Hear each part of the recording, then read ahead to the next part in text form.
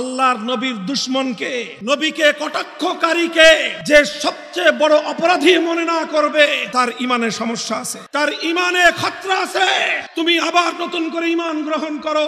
খাতেমে রাসূল মানব সভ্যতার ঘৃণ্যতম দুশমন, বিশ্ব মানবতার সবচেয়ে বড় দুশমন।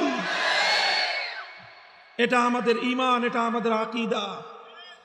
আল্লাহর নবীর দুশমনকে, নবীকে কটাক্ষকারীকে যে সবচেয়ে বড় অপরাধী মনে না করবে, তার ইমানে সমস্যা আছে, তার ইমানে খতরা আছে। তুমি আবার নতুন করে ইমান গ্রহণ করো। নবীর দুশমন বিশ্ব মানবতার দুশমন, নবীর দুশমন সমস্ত মুসলমানের সবচেয়ে বড় দুশমন।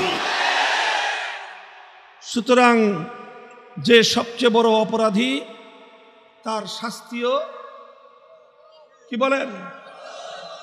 অপরাধ যেমন গুরু, শাস্তিও কি গুরু। অপরাধে লঘু শাস্তি, এটা কোনোদিন গ্রহণযোগ্য হতে পারে না। সমস্ত ইসলামিক স্কলার, শুধু আজকের নয়, বিগত 1400 বছর পর্যন্ত ইসলামের অনুসারী, ইসলাম ধর্মের ঝান্ডাবাহী সমস্ত আলেম ওলামা, ইসলামিক স্কলারগণ এ ব্যাপারে একমত। খাতেমে রাসূল নবীর দুশমনের শাস্তি হলো মৃত্যুদণ্ড। নবীর দুশমনের শাস্তি হলো মৃত্যুদণ্ড। এই মৃত্যুদণ্ড কার্যকর করার দায়িত্ব মুসলমানদের শাসকের। এই মৃত্যুদণ্ড কার্যকর করার দায়িত্ব মুসলমানদের আদালত এবং বিচার ব্যবস্থার। আল্লাহ না করুন মুসলিম শাসকরা মুসলমানদের বিচার ব্যবস্থা যদি নবীর দুশমনকে প্রকৃত তার অপরাধ অনুযায়ী শাস্তি প্রদান করার পরিবর্তে তাকে আশ্রয় এবং প্রশ্রয় দেওয়ার চেষ্টা করে, আর সেক্ষেত্রে নবীর কোন আশিক রাসূল উম্মত যদি সাহাবী সাদ ইবনে আবি ওয়াক্কাসের আদর্শের অনুসরণ করে নবীর দুশমনকে খতম করার জন্য উদ্যত হয়, এটা মুসলমান শাসক এবং বিচার ব্যবস্থার ব্যর্থতা।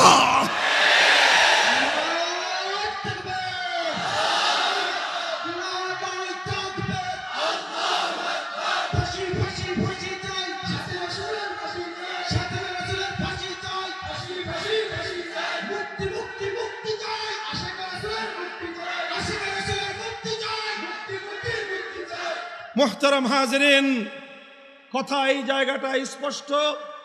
আমি অনেক সেনসিটিভ, স্পর্শকাতর কথা বলছি, কিন্তু আমি জানি যে এই বিষয়ে আমি কথা বলছি তার চেয়েও সেনসিটিভ বিষয় হলো আমার ইমান, তার চেয়েও বেশি স্পর্শকাতর বিষয় হলো ধর্মপ্রাণ মুসলমানদের ইমান।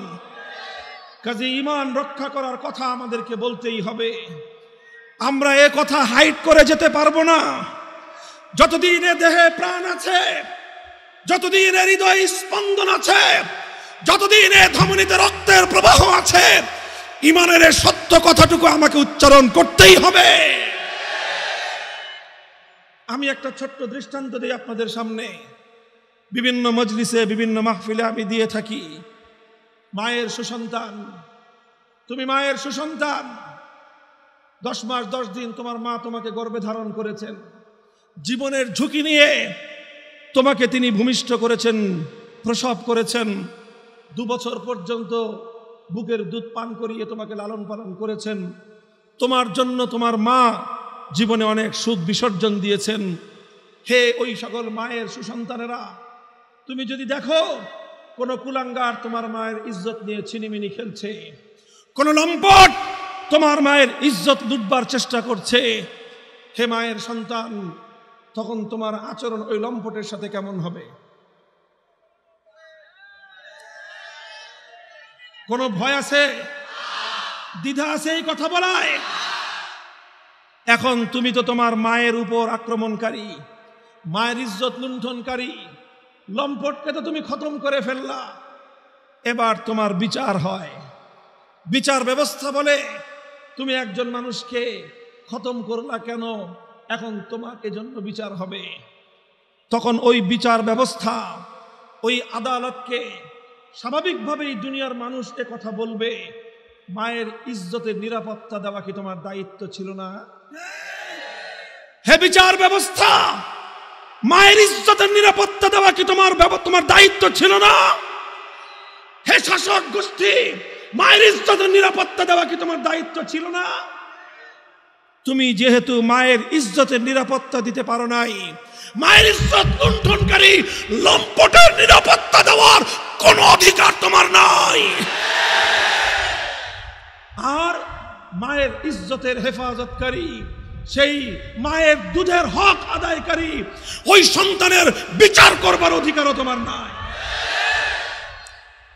এবার জিজ্ঞাসা করি আপনাদের কাছে, মায়ের সুসন্তান হিসেবে মায়ের ইজ্জতের দাম যতটুকু, আশিকে রাসূল উম্মত হিসেবে তোমার কাছে তোমার নবী এবং তোমার রাসূলের ইজ্জতের দাম কম না বেশি?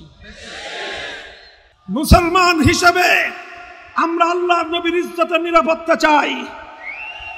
আর এ কারণেই 2013 সালে শাইখুল ইসলাম আল্লামা আহমদ শফী নবীর দুশমনদের আঘাতে আঘাতে জর্জরিত মজলুম নবীকে হেফাজত করবার ডাকে যখন বাংলাদেশে আওয়াজ তুলেছিলেন, টেকনাফ থেকে তেতুলিয়া বাদ ভাঙ্গা জোয়ার ছুটেছিল তার ডাকে সাড়া দেওয়ার জন্য।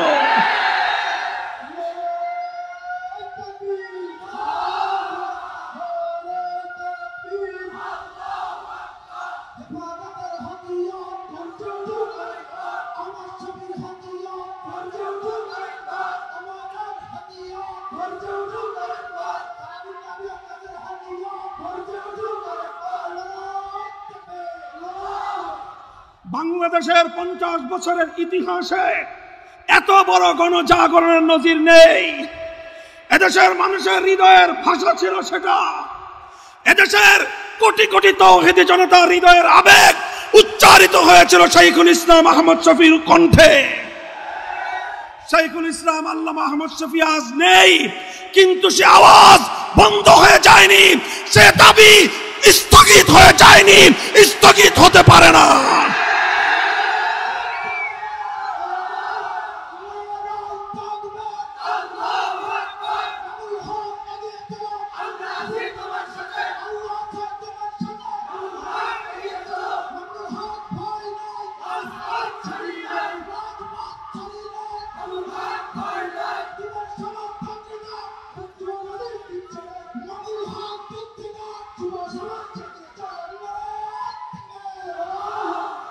মুহতারাম হাজিরিন, সুতরাং আমরা দায়িত্বহীন ভাবে কথা বলছি। টেকনাফ থেকে তেতুলিয়া এ কথা আমাদেরকে বলতেই হবে। আল্লাহর নবীর ইজ্জতের হেফাজতের জন্য এ দেশে মুসলমানদের শাসকদের কাছে আমাদের দাবি, প্রথমে অনুরোধ, তারপরে দাবি, প্রয়োজনের জন্য কঠোর পদক্ষেপ নিতে আমরা পিছপা হব না। 1 নম্বর, আমার নবীর খতমে নবুয়তের সিংহাসন, আল্লাহর নবীকে আল্লাহ পাক যে নবুয়ত দিয়েছেন, সেই নবুয়তের সবচেয়ে বড় বৈশিষ্ট্য হলো খতমে নবুয়ত। তারপরে আর কোনো নবী আসবে না। এই খতমে নবুয়তের সিংহাসন নবীর জন্য সংরক্ষণ করা সমস্ত মুসলমান এবং তাদের শাসকদের দায়িত্ব আর কর্তব্য। খতমে নবুয়তের সিংহাসন নিয়ে যারা টানা হেচড়া করে, নবীর পরে আরেক নবী আমদানি করে, যারা কোটি কোটি মুসলমানদের হৃদয়ে ছুরিকাঘাত করে, সেই মুসলমানদের সাথে চরম গাদ্দারি করে যারা সেই বিশ্বাসঘাতক মির্জা গোলাম আহমদ কাদিয়ানির অনুসারী, কাদিয়ানি ধর্মাবলম্বীদেরকে অমুসলিম ঘোষণা করতে হবে।